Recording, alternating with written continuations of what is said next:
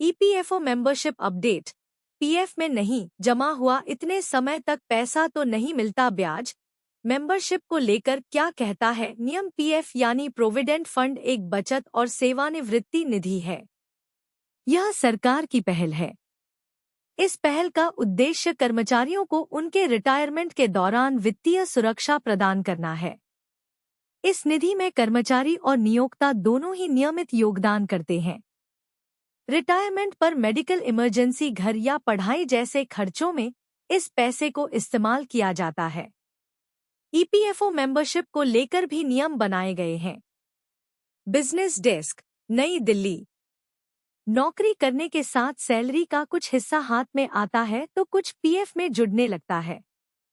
नौकरी बदलने के साथ भी पीएफ अकाउंट एक्टिव रहता है और दूसरे संस्थान से मिलने वाली सैलरी का हिस्सा इसमें जुड़ना शुरू हो जाता है। पीएफ यानी प्रोविडेंट फंड एक बचत और सेवानिवृत्ति निधि है। यह सरकार की पहल है। इस पहल का उद्देश्य कर्मचारियों को उनके रिटायरमेंट के दौरान वित्तीय सुरक्षा प्रदान करना है। इस निधि में कर्मचारी और नियोक्ता दोनों ही नियमित योगदान करते हैं। रिटायरमेंट पर मेडिकल इमरजेंसी, घर या पढ़ाई जैसे खर्चों में इस पैसे को इस्तेमाल किया जाता है। ईपीएफ मेंबरशिप को लेकर क्या है नियम। हालांकि एक सवाल जो हर नौकरी पेशा के जहन में आता होगा वह यह कि अगर पीएफ में शेयर जुड़ना बंद हो जाए तो पीएफ अकाउंट का क्या होता होगा। ईपीएफ मेंबरशिप को लेकर क्या नियम है। क्या यह मेंबरशिप पर शेयर न जुड़ने पर भी जारी रहती है।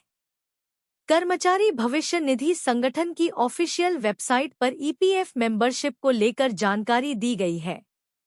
ईपीएफओ की ऑफिशियल वेबसाइट पर दी गई जानकारी के मुताबिक ईपीएफ मेंबरशिप को लेकर किसी तरह की कोई पाबंदी नहीं होती है। प्रतिष्ठान छोड़ने के बाद भी कोई व्यक्ति अपनी सदस्यता जारी रख सकता है। हालांकि अगर आपका शेयर पीएफ अकाउंट में आना बंद हो जाए तो एक समय के बाद खाते पर ब्याज मिलना जरूर बंद हो जाता है।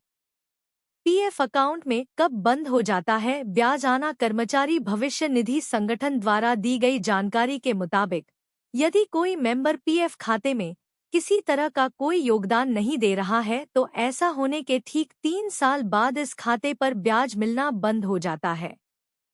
ईपीएफओ ब्याज दर क्या है। कर्मचारी भविष्य निधि संगठन ने वित्त वर्ष 2023 से 24 के लिए ब्याज दर की घोषणा की है।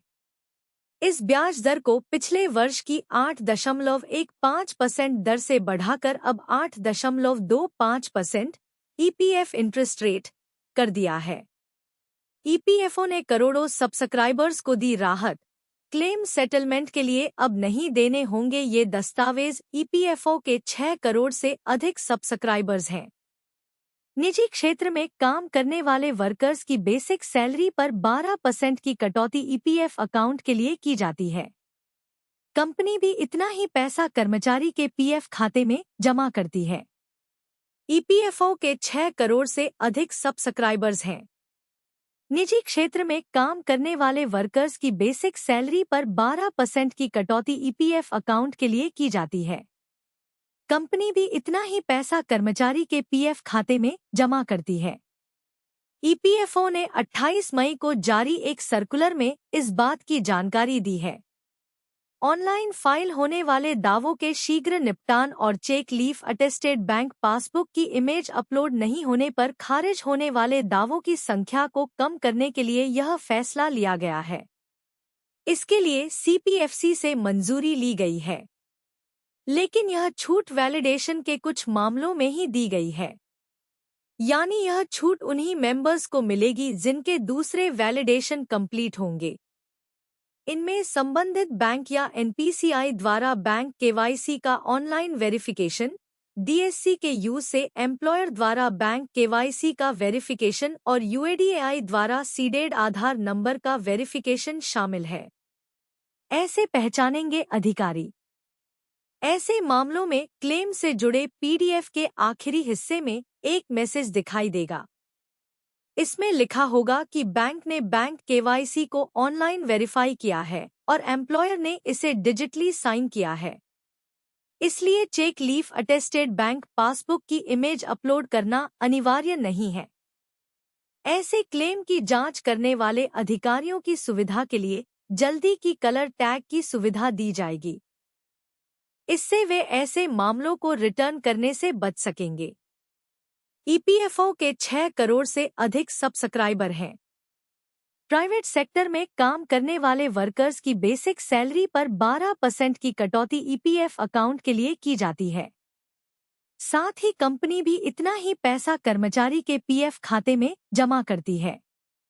एम्प्लॉयर की तरफ से जमा किए जाने वाले पैसों में से 8.33% हिस्सा ईपीएस कर्मचारी पेंशन योजना में जाता है, जबकि बचा हुआ 3.67% हिस्सा ईपीएफ में जाता है।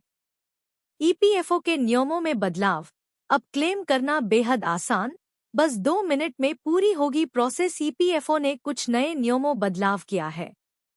अब कुछ क्लेम को ऑनलाइन फाइल करते वक्त बैंक पासबुक या चेक की फोटो अपलोड करने के आवश्यकताओं में बड़े बदलाव का ऐलान किया है। इन अपडेट से ऑनलाइन क्लेम करने की प्रोसेस को आसान और तेज बनाना है। Business desk. कर्मचारी भविष्य निधि संगठन ईपीएफओ ने कुछ नए नियमों बदलाव किया है। अब कुछ क्लेम को ऑनलाइन फाइल करते वक्त बैंक पासबुक या चेक की फोटो अपलोड करने के आवश्यकताओं में बड़े बदलाव का ऐलान किया है। इन अपडेट से ऑनलाइन क्लेम करने की प्रोसेस को आसान और तेज बनाना है।